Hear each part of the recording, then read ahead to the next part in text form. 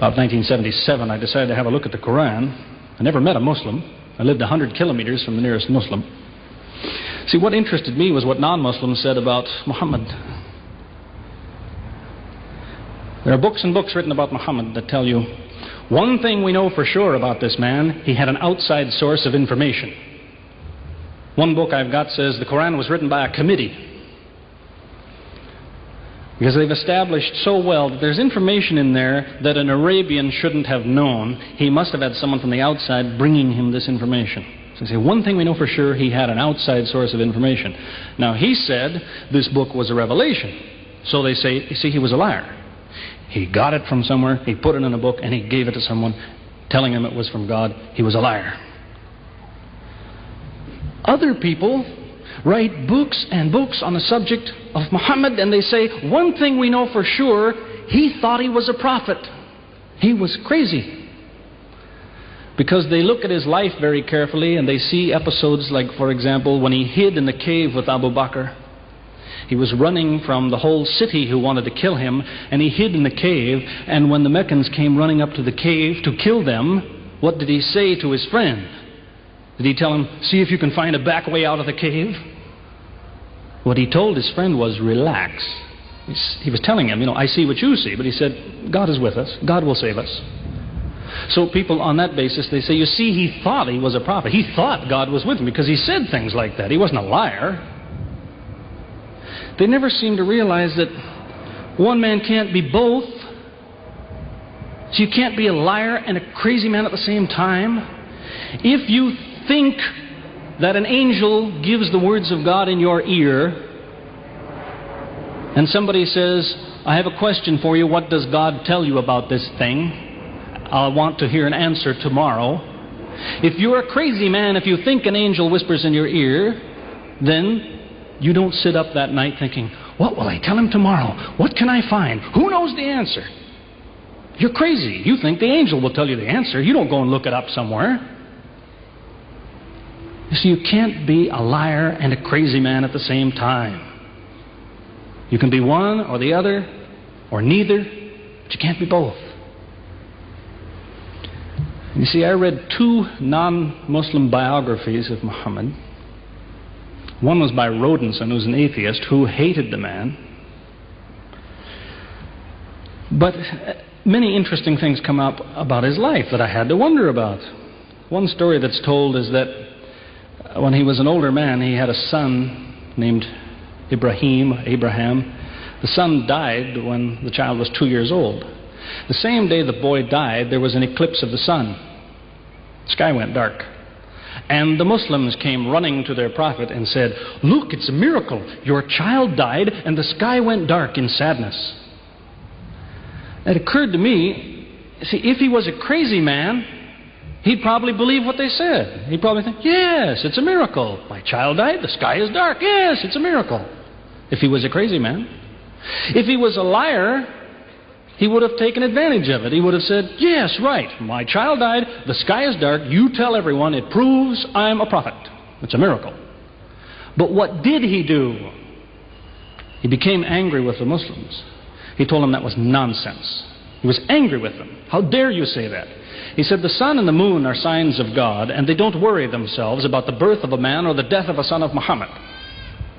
Doesn't look very crazy. Doesn't look much like a liar. Now you have a third alternative, of course, which people tell you all the time. They say, no, he was not a liar. He was not a crazy man. He was deceived by the devil. Deceived by the devil. It's an interesting idea. But whatever you say, you better be ready to back it up. There's a lot of difficulties with that idea. For example, there is a verse in the Quran which tells the reader about a good habit to develop. It tells him, before you read this book, always say, A'udhu billahi minash shaitani rajim, which means, I take refuge in God from Satan the rejected. Is this Satan who wrote this? Who said, before you read my book, ask God to save you from me? Is that Satan who wrote that? As Jesus said, if Satan is divided against himself, then his kingdom will fall. He's fighting against his own interests. So let me finish with a story that illustrates a point. As I said, there's many theories and many explanations around. Many explanations. But an explanation, something somebody tells you, is just so much air coming out of his mouth unless he has proof and unless he offers you something that you can use to falsify it. You see, there's many theories of how do the planets go around the sun and how do the stars burn and all the rest of it. Many theories. Most of them are just so much wind. Scientists pay no attention to them because they don't contain something that could be checked to prove it false.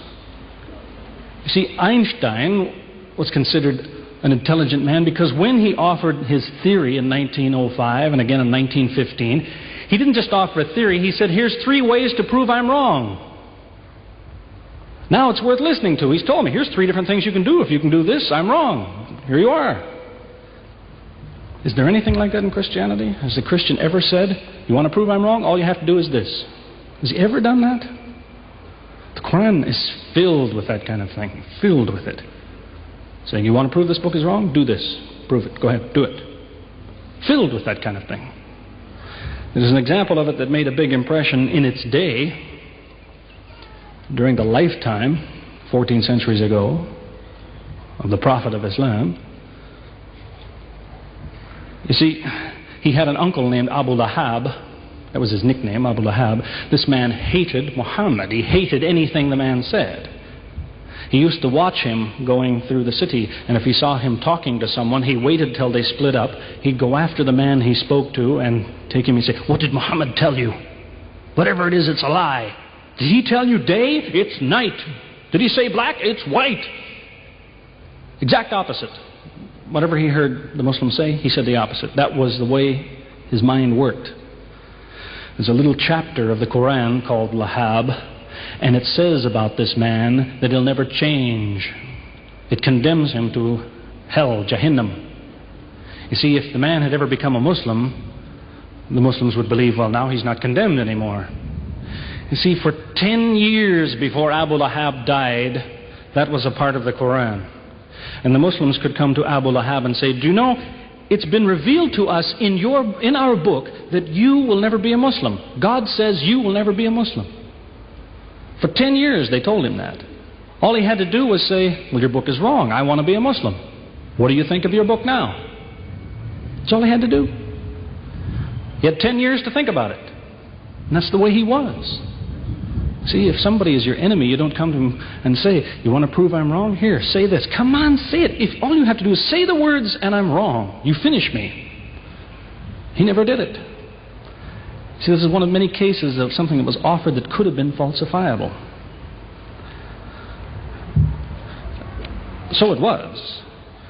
As I say, in 1978, after, how long would that be? 15 years of arguing with the church authorities, one place or another, I got the idea. I'm going to argue with some other people. I'm going to read the Quran, see how much of it is any good, pick out the true, pick out the false. Thought it'll take a few years, it'll take some serious study and so on. I read through it. About 3 days later, I finished it. I said, this is what I've been saying for 15 years. So I went to find some Muslims. I don't want somebody to feel you've been tricked into something. I haven't said anything about Christianity that isn't true. I haven't said anything about Islam that isn't true unless it was a slip of the tongue or something. I'm simply trying to remind an individual, don't close your mind before it's too late. Don't make up your mind before you have all the facts. Most people who used to be Christians and become Muslims will tell you, I am a better Christian than I used to be. Now I follow Christ. I didn't before. That's what I would tell you. The Bible says Jesus told his disciples, when you greet one another, let your greeting be, peace be with you. He set the example. Peace be with you. Who says that today? Christians? Once in a great while, maybe. Muslims, whether they speak Arabic or not, they say, Salaam alaikum. Peace be with you. Jesus, when he prayed in the Garden of Gethsemane, put his forehead on the ground. Who prays like that? Christians or Muslims? Jesus used to fast for more than a month at a time. Who fasts today? Christians or Muslims? Who really is trying to imitate Jesus. Somebody said to me before coming in here, they said, the Muslims make Jesus out, they insult him and so on and so on. How, possibly, do they insult him? They lift him up. Up. They can't tolerate anything bad said about him. They would just as quickly tell you that, they say Muhammad Rasulullah means Muhammad is the messenger of God. They will just as quickly say Isa, Jesus, Isa, Rasulullah, no problem. Just as quickly tell you that, because it's true. They occupy the same place. If God himself wants to make distinctions among his prophets, that's his business, not ours. Treat them all with the same amount of respect. May God guide us always closer to the truth.